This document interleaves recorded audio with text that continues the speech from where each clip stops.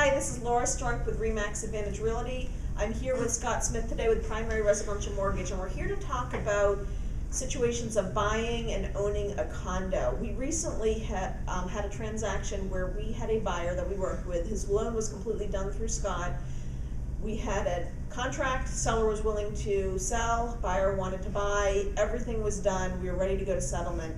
And then there came an issue with the condo fees and the delinquency rate in the condos. And what this really put a light onto for both Scott and I is that there needs to be a lot of education to condo owners on the condo fees and how paying or not paying those condo fees affect your entire community. So I'm going to ask a few questions to Scott and then kind of wrap things up. The first thing, Scott, is, I know condos, the financing for condos are a little bit more difficult than a regular purchase. What's the biggest thing that you see as a problem for financing a condo? Yeah, the biggest problem that I see is, like you hit upon it, is the delinquency rates of the condo fees or HOA dues. Essentially, you can't have any more than 15% if you want to get basically any type of loan. Any type of loan right now, if you have a delinquency rate of over 15%, you can't get financing. Right. And so I don't think, like you hit upon as well, that most people that live in condo complexes, they're not making their condo fees. Right. They want to buy another property, they want to move, but they simply cannot because they're not making the payments. Right. Now, if you're sitting in a condo that you're not making these payments, I don't want to say your condo is worthless, but I can't buy it. Right. In our situation, our client couldn't buy that condo because the delinquency rate was 60%. Right. Actually, it's now down to 36%, but the management company said these are the same offenders every month. Right, absolutely. I think there's two issues here. I think when a lot of condo owners, they're paying their mortgage on time, they're paying their bills on time, they figure, I just won't pay my condo dues on time. I know the condo association won't foreclose on me, or even though they can, they usually don't, because that really doesn't do them any good and just incurs a lot of costs for them. So they figured out, what's the harm? What's the big harm? So they don't have enough in their kitty to do repairs or to do all the things. Well, the harm is that, as Scott said, is if there's more than 15% of the condo owners in that community not paying their condo dues, no one else can sell their condo unless they're selling it to a cash buyer, because nobody can get financing. And so therefore, your value of your condo is going to be probably cut in half. Right. So if it was below 15% and your condos were worth $200,000, if it goes over 15%, your condo is probably going to be worth $100,000 or less, because people can't get financing to purchase your condo. So condo owners really need to think about the implications about not paying their condo dues and how that affects the value of their condo.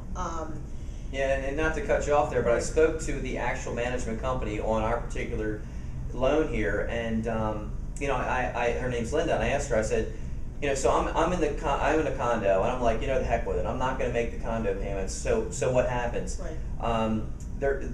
So basically, lawyers get involved, and they send you a letter. Okay, and I said, okay, well, you send me a letter, and I continually not pay it. They're like, well, they're going to go after you and try to get the payments. I'm like, well, can they garnish your wages? She said, yeah, they absolutely can.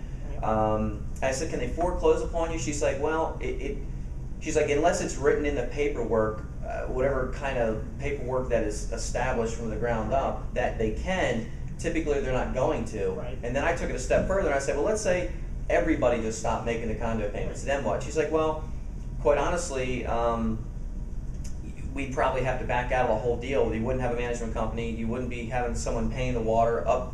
The place would just be virtually, you wouldn't be able to lend on it. Right. It would be sitting there. Right. Absolutely. So, just another aspect of. Absolutely. Are there any other requirements in regards to, let's say you do have a condo association and they have only 10% delinquency, so we don't have an issue with the delinquency. Are there any other requirements or things that could come into play with purchasing a condo? Yeah, there could be. I mean, specifically, a lot of people are doing FHA loans. So, Right.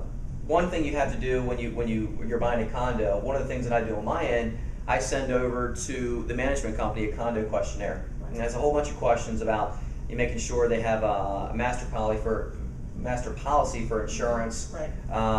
You know, FHA requires that 51% of the units have to be occupied. 10% or more of those units cannot be owned by one owner, Okay. like investment properties.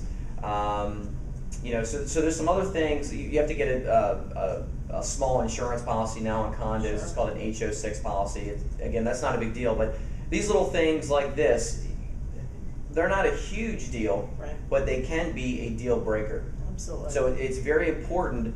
It's almost like you're putting the cart before the horse when you buy a condo, Yeah.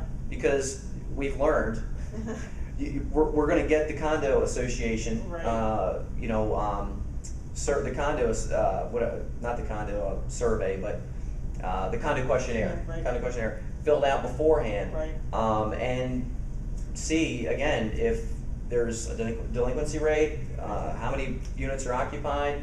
Basically, the association also, any common areas and facilities have to be given to the owners of the condo complex. So, and the other thing too, management companies don't really give this information out for free. Right. It's either from, I asked my processor, Chrissy, she said $50 to $300. Right. This one was $165. Right. It's a 2-page report that probably takes someone 10 minutes to look up and get me the information, although it takes probably 5 days to get back for some Sure. reason. But that's just what happens with these condos. Right. Well, that's another way to recoup their costs from all these delinquencies, unfortunately. Exactly. So I think one of the other things that came into focus is that when other people are delinquent on their condo dues, the condo association will increase your condo fees for you to cover the loss that they're having from the other delinquencies from the other owners. The seller of the property, who is not my client, had told me through her agent that since the 8 years since she's owned the property, the condo dues were increased by $40 a month. And when she called and asked them why, they told her it was because there were so many delinquencies. So she was basically paying for the other people not to pay. So these are all things that really, you know, Scott and I discovered and felt that it was extremely important for us to share with people who own condos and people who are considering buying condos. It's something that you need to know. You need to know the decision and the effect that it will have if you don't pay your condo dues, and how it's not just, you know, hurting the condo associations, it's hurting all of the owners, including yourself, in the condo. Future buyers will not be able to purchase the properties. Property values will go down. And it really can just, it's like throwing money away. You're throwing away the value of your home by not paying your condo dues. And that's something that people really need to understand prior to making that decision or purchasing a condo. Absolutely. Anything else that you want to share? Yeah, no, I mean, like I said, there's a lot of behind the scenes type things that myself, well, not really myself, but any processor is going to do, that you're not going to really disclose to the client because you don't want to confuse anybody. Right. But yeah, there's some things that do come up with condos. Like I said, there's a lot of moving parts with them, Right. and especially nowadays with lenders, most lenders knowing that delinquency rates are higher with condos. You know, they're getting the microscope out on these loans, from the income to the documentation. You know, just when you think you have everything you need, sometimes some other things do come up. Right. So you know, you just really have to have, you know, a lender who knows what they're doing, who's familiar with the process, and you've got to have an agent who can inform the client, like yourself. Right. Hey, guess what? There's a couple things before we put in an offer on this place that we need to check out. Absolutely. Saves you a lot of time and effort, myself as well. So if you have any questions about condos or purchase in general, you know, Scott and I are here for resources for you. You can call me at 443-904-3637. And you can call me direct, 443-273-9006.